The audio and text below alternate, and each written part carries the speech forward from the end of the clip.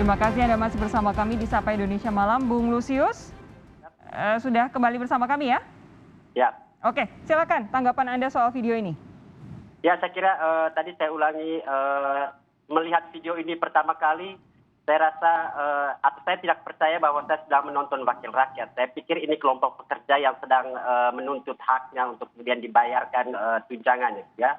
Tapi begitu tahu bahwa ini anggota DPRD yang menuntut hak tunjangannya, saya pikir ada persoalan serius gitu ya. Pertama sih soal kewenangan gitu ya. Saya merasa anggota DPRD ini seperti tidak tahu bahwa anggaran di daerah itu adalah bagian dari kewenangannya bersama dengan pemerintah daerah.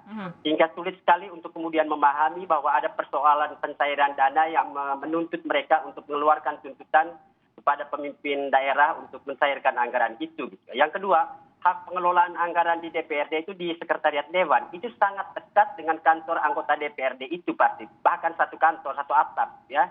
Jadi kenapa kemudian tidak berkomunikasi saja untuk memastikan semuanya berjalan dengan baik? Yang ketiga, DPRD tahu persis kondisi keuangan di daerahnya, ya. Dan kalau kemudian ada persoalan terkait itu, saya pikir penting untuk kemudian memanggil pihak-pihak terkait untuk membicarakannya dengan baik-baik.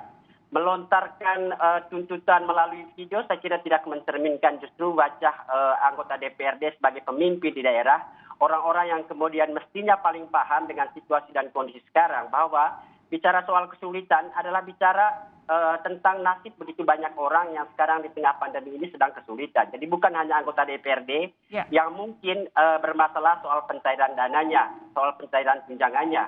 Tapi ada rakyat yang juga kesulitan untuk mendapatkan hak mereka di tengah situasi pandemi ini. Oke, Gitu. saya mau konfirmasi ke Pak Lukman. Pak Lukman, tadi yang disampaikan oleh Bung Lusius adalah bahwa sebenarnya satu, kuasa anggaran itu kan juga ada peran DPRD di situ. Kemudian kalaupun memang ada yang macet, seharusnya bisa diobrolkan antar sesama lembaga yang memang juga ada di DPRD itu sendiri. Sebenarnya mekanismenya bagaimana sih untuk pencairan SPPD ini? Jadi gini, saya klarifikasi dulu bahwa SPJ itu bukan tunjangan, ya, bukan tunjangan, karena itu bukan penghasilan. Itu dibayarkan pada saat ditugaskan oleh pimpinan DPRD, kunjungan kerja, reses, atau inspeksi ke lapangan. Itu bukan penghasilan DPRD. Mekanismenya sebenarnya ada di Sekuan. Tetapi proses pencarian dananya itu ada di keuangan. Jadi ketika pimpinan DPRD memberikan tugas kepada salah satu anggota DPRD, dananya itu diambil dari Sekuan. Tetapi Sekuan ini meminta ke keuangan pemerintah daerah, tetapi dengan catatan sekarang itu aturannya itu by name by address. Oke. Ada surat tugas, ada bukti perjalanan dinas. Jadi hampir semua DPRD itu melakukan perjalanan dinas. Dengan lahirnya Perpres 33 itu belum dibayar dulu. Nanti setelah pulang daripada kunjungan kerja, baru dibayar. Tapi kalau untuk dana, apakah SPPD ini satu-satunya fasilitas pendanaan begitu untuk operasional anggota dewan yang diperoleh? Kan seharusnya tidak kan ya? Nggak ada lain. Perjalanan dinas itu satu-satunya pendapatan dewan ada lain. Tidak seperti dengan dinas-dinas yang lain. Dinas lain ada namanya perjalanan dinas untuk inspeksi proyek. Kalau ini tidak ada lain karena perjalanan dinas itu sudah diatur dalam setiap tahun DPRD. Misalnya DPRD berjalan dalam kota 10 kali misalnya. Kemudian ke ibu kota negara 3 kali itu sudah diatur tuh. Oke.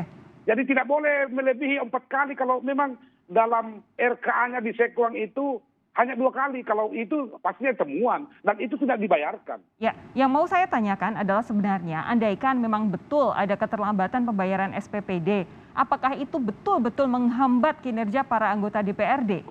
Tidak sama sekali. Tidak ya? Tidak sama sekali.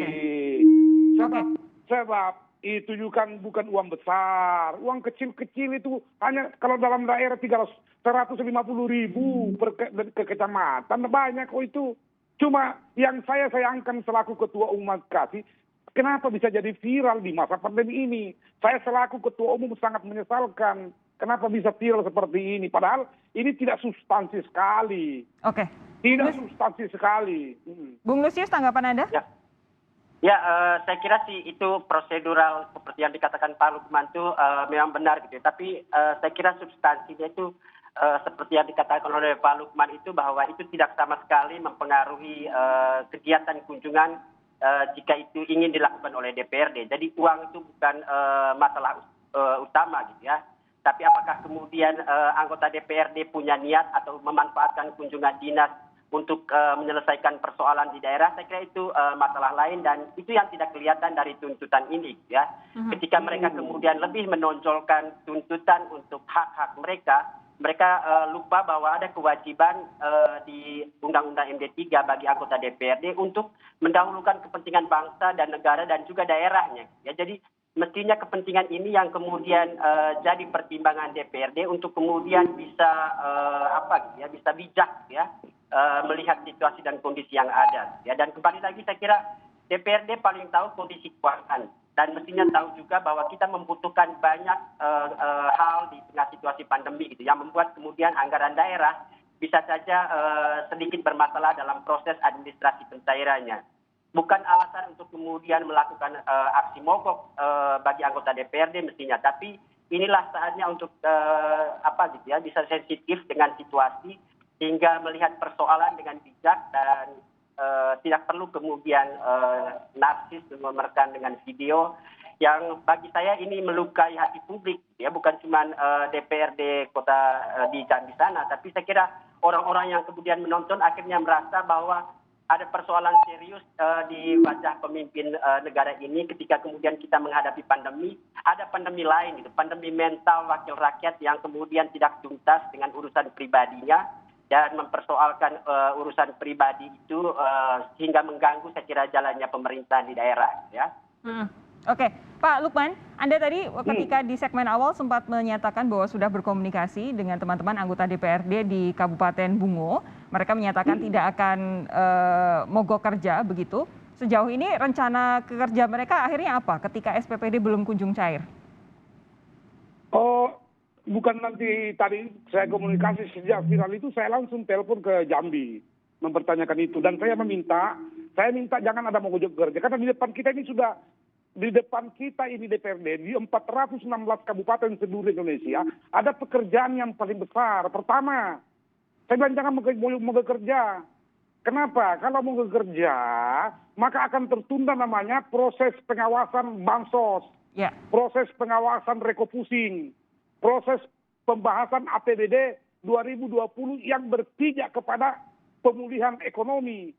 Saya juga belum cek ini apakah termasuk Bungo ini termasuk daerah yang lambat menyerap anggarannya. Nanti sebentar bisa telepon kalau lambat penyerapan anggarannya juga Ketua Umum akan sikapi, akan bicara dengan bupatinya supaya penyerapan anggaran di kabupaten itu karena kadangkala proses transaksi keuangan di kabupaten itu salah satu kabupaten kalau dia lambat penyerapannya pasti tersendat semua. Bahkan ada daerah yang tidak menyerap anggarannya itu sampai bidang PTT digaji berbulan-bulan, itu yang sangat dan justru itu sebetulnya tugas anggota DPRD untuk mengingatkan pemerintah daerah begitu ya? Iya, tapi tidak ada power kekuatan. Yang punya power itu adalah Menteri Dalam Negeri dengan Menteri Keuangan. Karena kalau ada daerah yang tidak bisa menyerap anggarannya pada tahun awal ini, maka negara bisa memotong 22% anggarannya. Ini yang harus dilakukan ketegasan oleh Menteri Dalam Negeri. Jangan dikasih ampun. Oke. Semuanya berkaitan. Bung Lusius, terakhir untuk Anda. Jadi kalau kita lihat tidak bisa dipungkiri juga kalau memang tidak ada pencairan SPPD pada akhirnya juga akan berpengaruh dengan kinerja para anggota DPRD. Itu sebuah kepastian, tapi paling tidak untuk saat ini kita berharap bahwa semuanya bekerja sama, saling bekerja sama, bergotong royong begitu apapun kondisinya untuk memastikan masyarakat, kepentingan masyarakatlah yang menjadi fokus utama kita. Tapi untuk Anda, pelajaran apa sih yang paling penting bagi publik atas adanya ancaman mogok wakil rakyat seperti ini yang bisa kita pelajari bersama-sama? Saya kira sih kualitas kepemimpinan gitu ya dari anggota DPRD, karena anggota DPRD ini adalah orang-orang terpilih di daerahnya Jadi mestinya juga otomatis adalah pemimpin dengan kualitas tertentu sehingga dipercaya oleh rakyat. Ya, ketika kemudian mengeluh seperti ini, saya kira sulit untuk kemudian kita melihat wajah pemimpin dari anggota DPRD seperti itu. Yang kedua, saya kira sih dari pusat sampai ke daerah terkait dengan wakil rakyat ini memang ada persoalan serius di tengah pandemi ini.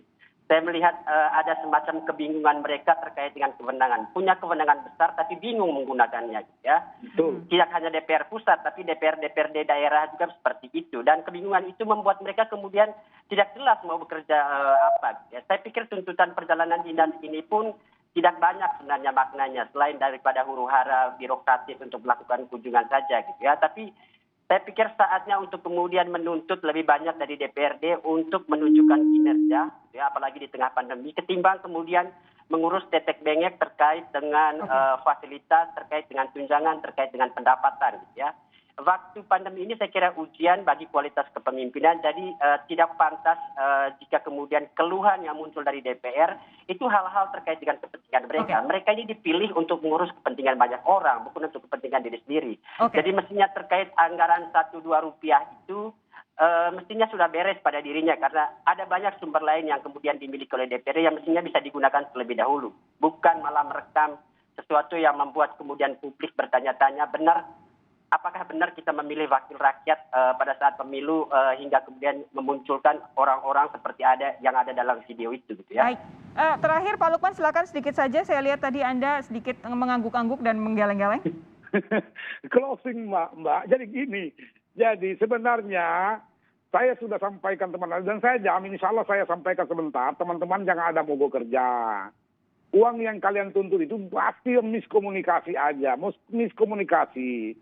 Sekuang saja itu nanti mengurusin namanya 3 bulan tidak dibayar dan itu tidak besar. Oke. Karena itu bukan penghasilan. Saya ingin mau sampaikan kepada semua teman-teman karena teman-teman saya hari ini nonton di seluruh Indonesia. Saya mau ingin sampaikan kepada teman-teman di seluruh Indonesia dan di publik hari ini kami hampir 1 tahun tidak pernah di Jakarta. Pertama, karena kami sudah sepakat bahwa pandemi ini kami akan sumbangsikan perjalanan kami untuk kepentingan pandemi di kabupaten masing-masing. Yang kedua bahwa refocusing anggaran itu kalau ada pengawasan yang tidak maksimal oleh teman-teman DPRD di seluruh Indonesia, saya katakan memang jangan kaget karena memang kami tidak dilibatkan dalam rangka refocusing anggaran. Ini yang akan kita temukan ke depan. DPRD itu tidak dilibatkan memotong itu dalam regulasinya. Yang terakhir saya mau ingin sampaikan kepada publik Kompas TV hari ini, kepada teman saya Pak Lucia ini, bahwa DPRD itu bukan masuk dalam MD3, tidak ada MD3 di DPRD. Kekuatannya dan kewenangannya sangat kecil dibanding dengan DPR RI. Jadi DPRD ini 2 kali 24 jam bersama dengan rakyat, bersama dengan teman-teman rakyat di seluruh Indonesia pandemi. Dialah yang merasakan apa yang terjadi hari ini di negeri ini. Baik. Karena kami bersama-sama dengan mereka. Baik. Pak Lukman, terima kasih. Bung Lusius, terima kasih sudah bergabung bersama kami malam hari ini. Sehat terus, kita jumpa lagi lain waktu. Oke. Terima kasih.